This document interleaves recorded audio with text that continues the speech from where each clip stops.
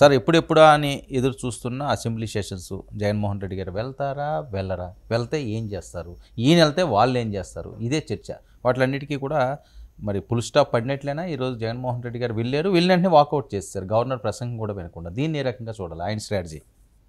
మంచి విషయమే కదా. ఇప్పుడు ప్రతిపక్ష నాయకుడు నాయకుడు కాదు, హోదా లేని నాయకుడు, అంతే కదా.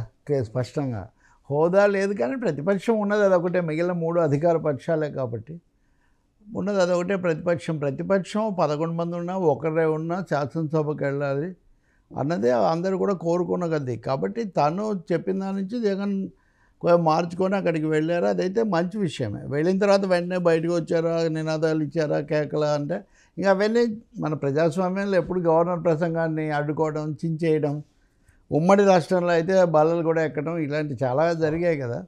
ఇక్కడ వాళ్ళు ఒకటే ప్రజల ఇది వినిపించాలంటే మాకు హోదా ఇవ్వాలి, we demand justice, we want justice, ఇవి నినాదాలు ఇచ్చారు. మొత్తం మీద వ్యూహాత్మకంగా కొంచెం ఎదుటి వాళ్ళను నిరాయుధం చేయడం, అంటే రావడం లేదు, భయపడి పారిపోయారు అన్నదానికి కొంచెం కౌంటర్గా సభకు వెళ్ళటం తమకు ఎక్కువ మైలేజ్ ఇస్తుందని జగన్ నిర్ణయానికి వచ్చినట్టున్నారు. అంటే ఇది 2 birds at 1 shot లాంటిది. ఒకటేమో మేము వచ్చాము, మాకు అడిగింది వినలేదు అని చెప్తూ మేము రాకపోవడం కాదు, మాకేం భయం లేదని చెప్పటం. రెండవది, ఏది ఎట్లా ఉన్నా కానీ స్పీకర్ అయ్యన పాత్రుడు, డిప్యూటీ స్పీకర్ రఘురామకృష్ణరాజు కూడా పదే ఏమవుతుందో తెలీదు, సభ్యత్వం రద్దు కావచ్చు, ఇవన్నీ కూడా అంటున్నారు. కాబట్టి అటువంటిది కూడా లేకుండా మధ్యలో ఒకసారి వచ్చామని అనిపించుకోవటం. ఇంకా మూడోది, భవిష్యత్తులో వాళ్ళు వస్తారా లేదా, బడ్జెట్ సమావేశాలు మార్చి 19 వరకు జరుగుతాయని ఇప్పుడు ఇందాక బీఎస్సీ సమావేశంలో నిర్ణయించారు. కాబట్టి 19 రోజులు జరుగుతాయట. అంటే ఇక్కడ మీరు ఒకటి తెలుసుకోవచ్చు, 65 రోజులు రాకపోవడం, సభ్యత్వం రద్దు కావడం అనేది వర్తి. ఎందుకంటే సభ జరిగేదే 19 రోజులు కాబట్టి ఏ సమావేశాలు కదా. నెక్స్ట్ ఉండదా సార్? ఇంకా నెక్స్ట్ ఉంటే మళ్ళీ 6 నెలల తర్వాత కదా, 3 నెలల తర్వాత వాళ్ళు పెట్టుకోవచ్చు. అయితే ఇంకవన్నీ ఇంటర్ప్రిటేషన్స్, అవన్నీ కోర్టులో వచ్చే వ్యాఖ్యానాలు తప్ప స్పీకర్ చెప్పేది అవన్నీ. కాబట్టి ఒకటి, వెళ్ళటం అనేది వెళ్ళారు, వాళ్ళు చెప్పారు.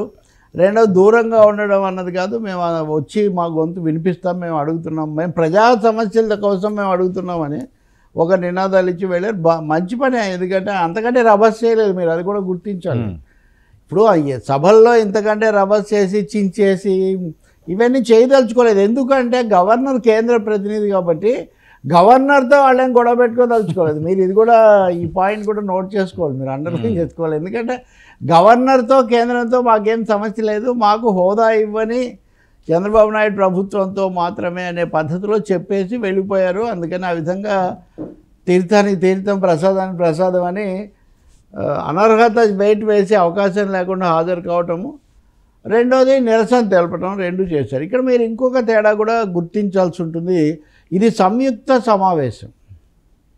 వీళ్ళు 11 మంది ఉన్నప్పటికీ కూడా శాసన మండలిలో తగినంత మంది ఉన్నారు కాబట్టి, అక్కడ అధికార హోదా కూడా ఉంది కాబట్టి, మీరు చూస్తే బొత్స, జగన్ ఇద్దరు పక్కన కూర్చునే ఒక అవకాశం ప్రతిపక్షంగా ఇక్కడ ఉంది. కాబట్టి ఆంధ్రప్రదేశ్లో మేము ఒక ప్రధాన ప్రతిపక్షంగా, కౌన్సిల్ అయినా ఉన్నాం, ప్రతిపక్ష నాయకుడు ఉన్నాడనే ఒక సంకేతం కూడా ఇవ్వదలుచుకున్నట్టుగా ఉన్నారు. ఇంకా అంతా అయిన తర్వాత బయటికి వెళ్ళేటప్పుడు కూడా జగన్ బొత్సాను ఉద్దేశించి ఏదో అంటాం, ఏమన్నారు ఎలా ఉన్నా బయటికి పోదాం, ఇంకెందుకని ఇట్లాంటిది ఏదో అని అంటాం. కాబట్టి బహుశా ఇది ఆలోచించి చేసిన వ్యూహాత్మకమైన నిర్ణయం మాత్రమే. ఇంకంతకంటే వాళ్ళు సభకు నిజంగా రోజు వస్తారో తెలియదు. ఇది అయిన తర్వాత మళ్ళీ సమావేశం అయ్యారు వాళ్ళు. ఆయన నివాసంలోనూ ఆ కార్యాలయంలో సమావేశమై మనం ఏ విధంగా చేయాలి, ఇవి కూడా వాళ్ళు మాట్లాడారంటున్నారు. కానీ ఒకటి గుర్తించవచ్చు, జగన్ కూడా గుర్తించి ఉండాలి. సభకంటూ వస్తే ఒకడే వచ్చినా కానీ ఆయనకు ఫోకస్ లభిస్తుంది, ఆయన ఏం చేశాడన్న దాని గురించి ప్రజలు కానీ ప్రభుత్వం కానీ స్పందించాల్సిన అవసరం కూడా ఏర్పడుతుంది. కాబట్టి ఏమాత్రం ఇది ఉన్నా హోదా అనే దాని మీదే పట్టుపట్టడం కాకుండా సభకు రావటం, ఈ బడ్జెట్ సమావేశాల్లో సూపర్ 6 ఒకవేళ జరగలేదు అని మీరు చెప్తారా, చెప్పండి. గవర్నర్ ప్రసంగంలో చెప్పినవి ఎక్కువ గత ప్రభుత్వం యొక్క దివాళా కోరు పద్ధతులు, తప్పులు అని గవర్నర్ 1-2 సార్లు రెఫర్ చేశారు, ప్రస్తావించారు ప్రభుత్వం తరఫున. అంటే టెక్నికల్ అంశం, 60 రోజులు మీరు కానీ అటెండ్ అవ్వకపోతే అనర్హత వేటు. ఈ రోజు కౌంట్ అవుతుందా 60 రోజుల్లో? ఎందుకు అవుతుంది, హాజరయ్యారు కదా. అదే అంటున్నాను. అంటే కాదండి, ఇప్పుడు సభకి వెళ్ళిన తర్వాత మాట్లాడతారా, అరుస్తారా, లేదండి, అంత సులభం కాదండి. మన వ్యవస్థలో ఒక సభ్యత్వం రద్దు చేయడం అన్నది ఫిరాయింపుల చట్టంలో ఏదో పెట్టారు కానీ అంత సులభంగా రద్దు మామూలుగా మీకు నాకు లేకపోతే ఇంకా చాలామంది ఉద్యోగులకు ప్రభుత్వంలో మరీ గట్టిగా ఎన్ని రోజులు వచ్చారు ఈ లెక్కలన్నీ ఉంటాయి. కొన్నిసార్లు సెలవులు కూడా రద్దు అయిపోయి అవి కూడా దీని కింద నడుస్తుంటాయి హాజరైనా కానీ ఇక్కడ అదేమి ఉండదు. ఇది ప్రజాప్రాతినిధ్యం వాస్తవానికి సొంత బాధ్యతతో ఉండేది కదా. మీరు సభ బయట కూడా బొత్స కానీ లేకపోతే ఇంకా బదులు ఆమె ఎమ్మెల్సీ కళ్యాణి చాలామంది నాయకులు పెద్దిరెడ్డితో సహా వీళ్ళందరూ మాట్లాడారంటే వైసీపీ వాయిస్ మొదటిసారిగా సభ దగ్గర గట్టిగా వినపడడం, సభ బయట అయినా సరే అన్నది మనం గమనించవచ్చు. అంటే ఏకపక్షమైన వ్యవహారంగా ఇది ఉండకుండా తమ గొంతు కూడా వినిపించాలని మటుకు వాళ్ళు నిర్ణయించుకున్నారు. ఆ తర్వాత వెంటనే సమావేశమై అక్కడ కూడా ఆదేశాలు ఇవ్వడం. అందుకని శాసనసభ పక్షం అన్నదానికి ఒక దాని అస్తిత్వాన్ని చెప్పుకునే ప్రయత్నం చేశారు. ఇంకా మూడోది మేమేం మా కోసం అడగడం లేదు, అడగడం పవన్ కళ్యాణ్ కూడా మాట్లాడారు, అది మనం మళ్ళీ చర్చించవచ్చు. ఇక్కడ ఒక ముఖ్యమైన అంశం ఉంది, ఇవ్వచ్చా లేదా అన్నది ప్రభుత్వం యొక్క విచక్షణ మీద ఆధారపడి ఉంటుంది. ఇద్దరే ఉన్నా కానీ ఇవ్వదలుచుకుంటే ఇవ్వచ్చు, అది ప్రభుత్వం యొక్క నిర్ణయమే తప్ప అంతకంటే తక్కువ ఉంటే మీరు ఇవ్వకూడదని ఏం లేదు.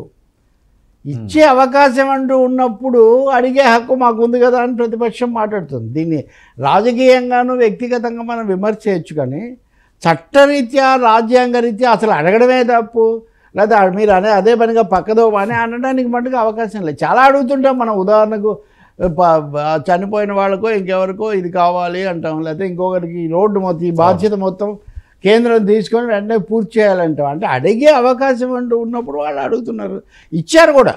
పూర్తిగా లేకపోయినా గతంలో కొన్ని సభల్లో ఇప్పుడు ఆప్ ఇచ్చింది, ఆప్ ఢిల్లీలో బీజేపీకి అంత సంఖ్యాపరం లేకపోయినా ప్రతిపక్ష హోదా ఇచ్చిన సందర్భం ఉంది. ఉండాలి, మాకు ప్రతిపక్షం ఒకరు ఉండాలి, అడగాలి. చాలామంది నాకు రాజకీయంగా నా అభిప్రాయాలు నచ్చని వాళ్ళు కూడా చెప్తుంటారు, మీరు ఉండి విమర్శిస్తుంటే కదా మేము చెప్పేదానికి కొంచెం ఇదన్నా ఒక పద్ధతి అనమాట. అదొక వ్యూహం. ఏదైతే మళ్ళీ సమావేశం అయిన తర్వాత వైసీపీ ఏం చెప్తుందో మనం చూడాలి. మీరు ఒకటి గుర్తించవచ్చు, వైసీపీ అధికారికంగా ఏం ప్రకటన చేయలేదు. సభకు వెళ్ళడం మీద కానీ, బయటికి రావడం మీద కానీ, భవిష్యత్తులో తాము అనుసరించే వ్యూహం మీద కానీ వాళ్ళు దాన్ని అలా గుప్పిట్లో పెట్టారు. అంటే జగన్ ఇష్ట ప్రకారం లేదా నిర్ణయం ప్రకారం రావడం రాకపోవడం భవిష్యత్తులో ఆధారపడి ఉంటుంది తప్ప. కాకపోతే ఇక్కడ మీకు ఒక్కటి గుర్తు చేస్తున్నాను, నేను మనం రఘురామకృష్ణరాజు వ్యాఖ్యల గురించి చాలా చర్చ చేసిన రోజు నేను మీతో మాట అన్నాను, ఈరోజు వెళ్ళడం లేదు, ఇంకా శాశ్వతంగా వెళ్ళరు, జరగదు అని మనం ఎలా చెప్పగలుగుతాము? రాజకీయ పార్టీలు ఆ సమయంలో తమకు ఏది లబ్ధి కలిగిస్తుంది అనుకుంటే అది చేస్తారు. జగన్ ఆ విధంగా చేసి ఆ మేరకు ఆయన ఫలప్రదమయ్యాడని అనుకోవాలి, అటెన్షన్ తెచ్చుకోవడంలో అంతవరకు. సరే అయితే ఓకే, రేపు వస్తారు నిజంగా హాజరై మాట్లాడితే చాలా మంచిదని హోదా. చాలా మంది అనేది ఏంటంటే ఓకే మీరు వాకౌట్ చేస్తే ఆయన నచ్చకపోతే వెళ్ళిపోవచ్చు, కానీ గవర్నర్ ప్రసంగం అయిన తర్వాత చేయకుండా కనీసం ప్రసంగం దట్ డజంట్ మ్యాటర్ అండి. ప్రజాస్వామ్యంలో రాష్ట్రపతి ప్రసంగాలను బహిష్కరించారు, చంద్రబాబు నాయుడు తెలుగుదేశం ఎన్నోసార్లు బహిష్కరించింది. ఓకే, ఇప్పుడు నేను ఇందాక చెప్పినట్టుగా ఉమ్మడి రాష్ట్ర సభలో గవర్నర్ ప్రసంగం వచ్చినప్పుడు చాలా తీవ్ర నిరసన తెలిపి బల్లలెక్కిన వాళ్ళలో ఇప్పుడు ముఖ్యమంత్రిగా ఉన్నాయని కూడా అప్పుడు తెలుగుదేశం సభ్యుడిగా అప్పుడు ఉన్నాడు. నేను అనేది ఒకటే, రాజకీయాల్లో ప్రజాస్వామ్యంలో మన స్థానాన్ని బట్టి విషయాలు మారవు. విధానాలు విలువలు కొన్ని ప్రాక్టీసెస్ అంటామే, నిబంధనలు ఏం చెప్తాయి, గవర్నర్ను గౌరవించాలని చెప్తాయి. కానీ గవర్నర్కు ఆయనకున్న పరిమితులు అందరికీ తెలుసు. ఇప్పుడు గవర్నర్ ప్రసంగంలో ఈ ప్రభుత్వం చేసిన పథకాలు ఇవన్నీ గత ప్రభుత్వం బాగాలేదు ఇవన్నీ చెప్పారు, బాగానే ఉంది. ఇప్పుడు 99 టీవీలో కూడా చూసాను నేను, అందరు కూడా పెడుతున్నారు ఏమని, చంద్రబాబు నాయుడు పేరే గవర్నర్ పొరపాటు చదివారు. పొరపాటు ఎవరికైనా టంగ్ స్లిప్పో మిస్సింగో ఎవరికో జరుగుతుంది, కానీ పరిస్థితి ఏంటి, గవర్నర్లకు ఒక రాష్ట్రానికి ఉండే సంబంధం ఎంత ఉంటుంది? మనదే తెలుగు రాష్ట్రాల్లో పిల్లలు లేపడిగినా 4 పేర్లు చెప్తారు, చంద్రబాబు, జగన్, కేసీఆర్, రేవంత్ రెడ్డి అని. మరి ఎందుకు అంటే కేంద్రం నుంచి రావడం తప్ప వాళ్ళకి ఏమి ఉండదు. ఇక్కడ గవర్నర్ నిమిత్త మాత్రుడు అంతవరకే.